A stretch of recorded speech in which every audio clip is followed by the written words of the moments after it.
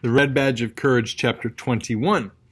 Presently they knew that no firing threatened them. All ways seemed once more open to them. The dusty blue lines of their friends were disclosed a short distance away. In the distance there were many colossal noises, but in all this part of the field there was a sudden stillness. They perceived that they were free. The depleted band drew a long breath of relief and gathered itself into a bunch to complete its trip. In this last length of journey the men began to show strange emotions. They hurried with nervous fear. Some who had been dark and unfaltering in the grimmest moments now could not conceal the anxiety that made them frantic. It was perhaps that they dreaded to be killed in insignificant ways after the times for proper military deaths had passed, or perhaps they thought it would be too ironical to get killed at the portals of safety. With backwards look of perturbation they hastened. As they approached their own lines, there was some sarcasm exhibited on the part of a gaunt and bronze regiment that lay resting in the shade of trees. Questions were wafted to them. "Where the hell you been? What you coming back for? Why didn't you stay there? Was it warm out there, sonny? Going home now, boys?" One shouted in taunting mimicry, "Oh, mother, come quick and look at the soldiers." There was no reply from the bruised and battered regiment, save that one man made broadcast challenges to fistfights, and the red-bearded officer walked rather near and glared in great swashbuckler style at a tall captain in the other regiment. But the lieutenant suppressed the man who wished to fistfight, and the tall captain, flushing at the little fanfare of the red-bearded one, was obliged to look intently at some trees. The youth's tender flesh was deeply stung by these remarks. From under his creased brows he glowered with hate at the mockers. He meditated upon a few revenges. Still, many in the regiment hung their heads in criminal fashion, so that it came to pass that the men trudged with sudden heaviness, as if they bore upon their bended shoulders the coffin of their honor. And the youthful lieutenant, recollecting himself, began to mutter softly in black curses. They turned when they arrived at their old position to regard the ground over which they had charged.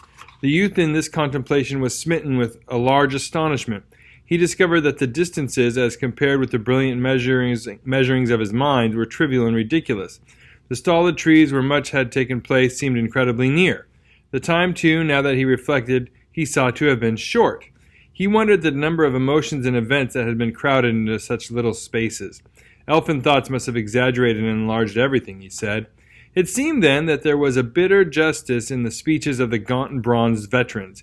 He veiled a glance of disdain at his fellows who strewed the ground, choking with dust, red from perspiration, misty-eyed, disheveled. They were gulping at their canteens, fierce to wring every mite of water from them, and they polished at their swollen and watery features with coat sleeves and bunches of grass. However, to the youth there was a considerable joy in musing upon his performances during the charge. He had had very little time previously in which to appreciate himself, so that there was now much satisfaction in quietly thinking of his actions. He recalled bits of color that in the flurry had stamped themselves unawares upon his engaged senses.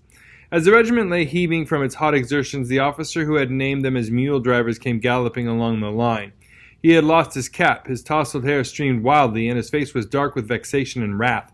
His temper was displayed with more clearness by the way which he managed his horse. He jerked and wrenched savagely at his bridle, stopping the hard-breathing animal with a furious pull near the colonel of the regiment. He immediately exploded in reproaches which came unbidden to the ears of the men. They were suddenly alert, being always curious about black words between officers. "Oh, thunder, McChesney! What an awful bull you made of this thing," began the officer. He attempted low tones, but his indignation caused certain of the men to learn the sense of his words. "What an awful mess you made! Good Lord, man, you stopped about 100 feet this side of a pretty success. If your men had gone 100 feet farther, you would have made a great charge, but as it is, what a lot of mud diggers you've got anyway." The men, listening with bated breath, now turned their curious eyes upon the colonel. They had a ragamuffin interest in this affair. The colonel was seen to straighten his form and put one hand forth in oratorical fashion. He wore an injured air. It was as if a deacon had been accused of stealing. The men were wriggling in an ecstasy of excitement. But of a sudden the colonel's manner changed from that of a deacon to that of a Frenchman. He shrugged his shoulders. "Oh, well, General, we went as far as we could," he said calmly. "As far as you could, did you, b'God?" snorted the other. "Well, that wasn't very far, was it?" he added, with a glance of cold contempt into the other's eyes. "Not very far, I think. You were intended to make a diversion in favor of Whiterside. How well you succeeded your own ears can now tell you." He wheeled his horse and rode stiffly away. The colonel, bidden to hear the jarring noises of an engagement in the woods to the left, broke out in vague damnations. The lieutenant, who had listened with an air of impotent rage to the interview, spoke suddenly in firm and undaunted tones. I don't care what a man is, whether he is a general or not. If he says the boys didn't put up a good fight out there, he's a damn fool. Lieutenant, began the colonel severely, this is my own affair, and I'll trouble you. The lieutenant made an obedient gesture. All right, Colonel, all right, he said. He sat down with an air of being content with himself. The news that the regiment had been reproached went along the line. For a time, the men were bewildered by it. Good thunder, they ejaculated, staring at the vanishing form of the general. They conceived it to be a huge mistake. Presently, however, they began to believe that in truth their efforts had been called light. The youth could see this conviction weigh upon the entire regiment until the men were like cuffed and cursed animals, but withal rebellious. The friend with a grievance in his eye went to the youth. I wonder what he does want, he said. He must think we went out there and played marbles. I never seen such a man. The youth developed a tranquil philosophy for these moments of irritation. Oh, well, he rejoined, he probably didn't see nothing of it at all and got mad as blazes and concluded we were a lot of sheep just because we didn't do what he wanted done. It's a pity old Grandpa Henderson got killed yesterday. He'd have known that we did our best and fought good. It's just our awful luck, that's what. I should say so, replied the friend. He seemed to be deeply wounded at an injustice. I should say we did have awful luck. There's no fun in fighting for people when everything you do, no matter what, ain't done right. I have a notion to stay behind next time and let them take their old charge and go to the devil with it.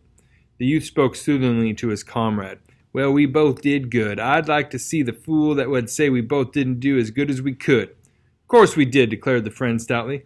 I'd break the fellow's neck if he was as big as a church. But we're all right anyhow, for I heard one feller say that we two fit the best in the regiment and fight the best in the regiment, and they had a great argument about it. Another feller, of course, he had to up and say it was a lie. He seen all what was going on, and he never seen us from the beginning to the end. And a lot more struck in, and it says it wasn't a lie. We did fight like thunder, and they give us quite a send-off. But this is what I can't stand. These everlasting old soldiers tittering and laughing, and then that general, he's crazy. The youth exclaimed with sudden exasperation. He's a lunkhead. He makes me mad. I wish he'd come along next time. We'd show him what. He ceased because several men had come hurrying up. Their faces expressed a bringing of great news.